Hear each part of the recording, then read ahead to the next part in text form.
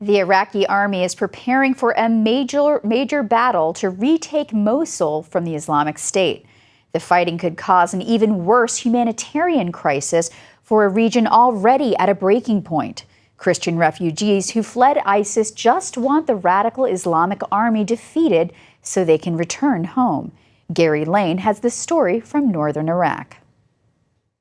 It's an all too familiar scene. Another funeral procession in Iraq.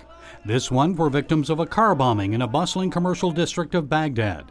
Members of ISIS claimed responsibility for the attack against Shiite Muslims.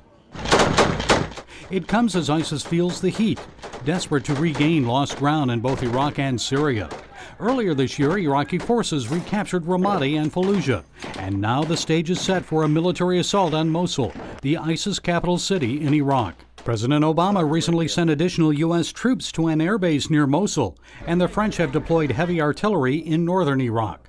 The Kurdish Peshmergas say they'll join coalition forces in the effort to free Iraq's second-largest city from the clutches of ISIS. I talked recently to the deputy speaker of the Kurdistan parliament. The Kurds will be there, and the Kurds like to share this important issue.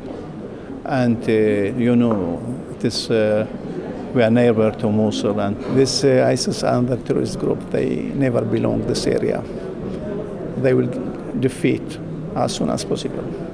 Last spring, the United States and its coalition partners sent the Peshmerga armored personnel carriers and artillery. The Kurds have repeatedly requested advanced weapons. Many Peshmerga fighters only possess antiquated rifles like this one for fighting the Islamic terrorists. Here in the Kurdistan capital city of Erbil, church leaders say they need more help for the Christian refugees. They still need food, clothing, and other supplies. Christians like former Air Force Captain Samir Faris. He suffered an abdominal injury during the Iran-Iraq War, and hot shrapnel tore through his leg during Operation Desert Storm. His family is weary of refugee life. Although he has little money and possessions, Faris shared a lunchtime meal with me and two European dignitaries. Swiss emissary William Fry was touched by the experience. They have nothing, and they received us with such a great openness of heart, and with all what they have shared it with us. And that is a great lesson. It's a great lesson of humility and of friendship. And maybe faith. And faith, certainly.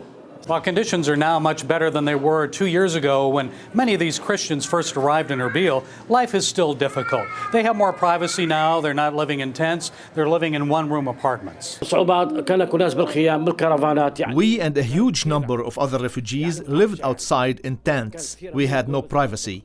We lived in a trailer with 14 families. The adjustment was difficult for 52-year-old Noel Marzina Garash and his family because they had lived in a two-story house in Karakosh. He had a good job as a tailor, and his son Samir worked in construction. Now their family is cramped into a one-room apartment.